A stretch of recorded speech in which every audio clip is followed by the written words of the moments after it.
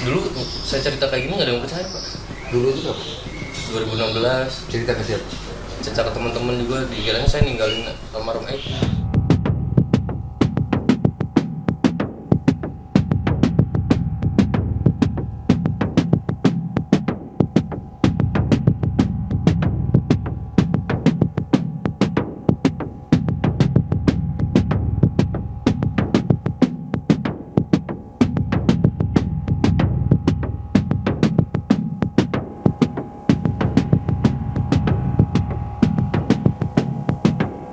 Kenapa buka suaranya baru sekarang? Dulu saya cerita kayak gini nggak ada yang percaya Pak. Dulu itu apa? 2016 Cerita ke siapa? cerita ke teman-teman juga, dikiranya saya ninggalin almarhum itu. Oh berarti tahun 2016 sudah sempat cerita. Iya teman-teman. Tapi cuma ke teman-teman. Iya teman-teman. Ada yang percaya? Cerita ke teman-teman bahwa di Polda didikte gitu. Enggak. Pas waktu kejadian malam itu. Bahwa nggak ada ceritanya. Iya. Nggak ada kejar-kejaran segala macam. Iya. Nggak ada yang percaya. Semuanya menganggap ada. Iya. Tahunya Peristiwa itu ada. Iya.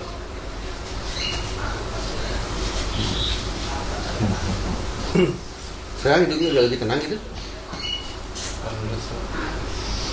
Nggak khawatir ada pihak-pihak yang nggak happy gitu. Nah, saya serahkan semua sama Allah aja Pak. Mantap. Berarti serahkan ke Allah bukan serahkan ke penasihat hukum ya.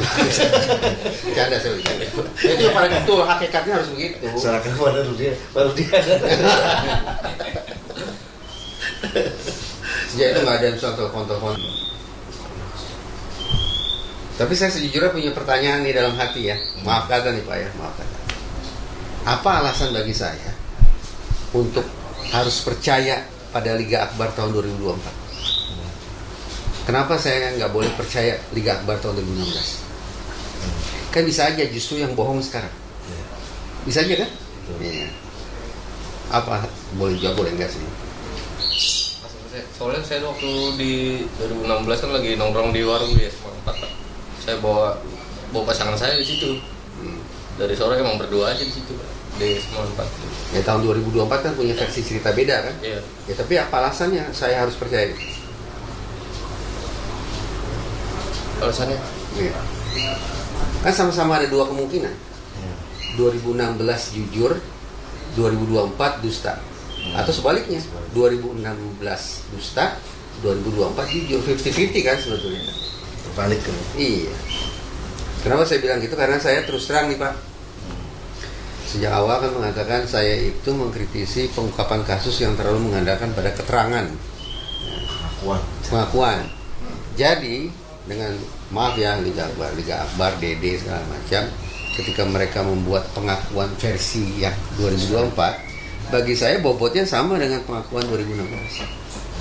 Bisa bohong, bisa jujur. Mungkin banyak kalangan bergembira ya karena Liga Akbar dan DD lewat pengakuannya sekarang seolah membuka kemungkinan bagi terpidana untuk berubah nasibnya kan, gitu. Tapi kalau saya mencoba konsisten dengan khazanah keilmuan yang saya punya walaupun terbatas, yaitu saya tetap apa istimewanya tahun 2024 dia bikin pengakuan seperti ini. Tetap bertentangan sih. Iya, toh nggak disumpah. Tahun 2016 disumpah kan? Berarti semestinya, tanda petik semestinya, saya lebih percaya pada keterangan tahun 2016 dong. Karena itu disumpah. Ini nggak disumpah. Waktu itu 2016 diperiksa setelah tanda petik kejadian kan? Jadi jarak waktunya dekat. Ini pengakuan sekarang 8 tahun kemudian. Ingatan manusia pudar 8 tahun. Nah gitu, itu kalau mau di tanda petik diusili gitu ya, dijahili gitu. Ya tapi ya bukan berarti saya menyudutkan Mas Liga, bukan begitu. Cuma itu pandangan kritisnya yang mudah-mudahan bisa Mas Liga counter gitu. Itu sih Pak. Kan kita nggak tahu Mas Liga tuh bohongnya sekarang atau yang kemarin. Nah itu dia. Nah kalau yang kemarin tuh Mas Liga bisa aja benar, yang sekarang Mas Liga juga bisa aja benar. Tapi yang benar yang mana nih? Yang 2024. Ya kenapa? Ya karena pernah dibuktikan juga sama Baris kayak beneran di saya nih. Ya kan? Nah itu bagus Di kan. portir semua nih orang-orang yang ada waktu di 2024. Sebenarnya itu keep itu. 2016 pengakuannya kayak gitu kenapa? Karena paksaan, saya takut juga dulu. Tiba-tiba dijemput di rumah kan, Dijemput di rumah sama?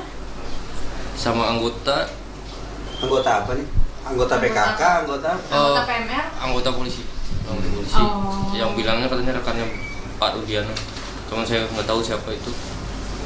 Ngomongnya mau ngobrol sebentar, ikut sebentar. Saya nggak mau, nolak, di rumah aja Pak kalau mau ngobrol.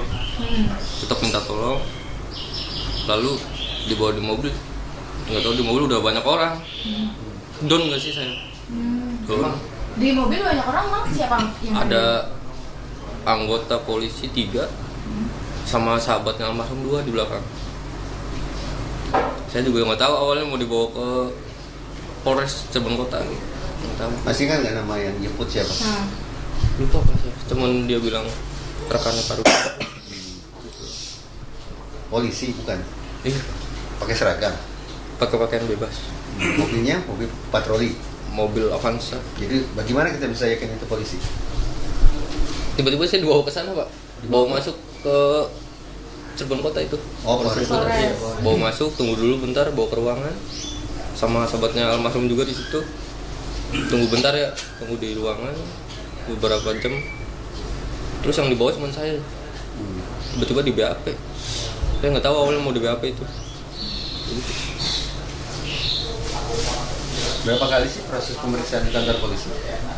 Waktu 2016 kali doang. Mas sekali. Sendirian di ruangan itu. Sendirian.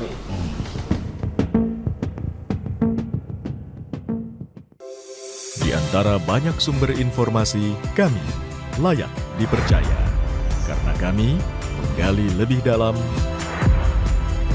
berpihak pada kebenaran, berpegang pada data dan fakta, agar layak Anda jadikan referensi. Kompas TV, independen, terpercaya.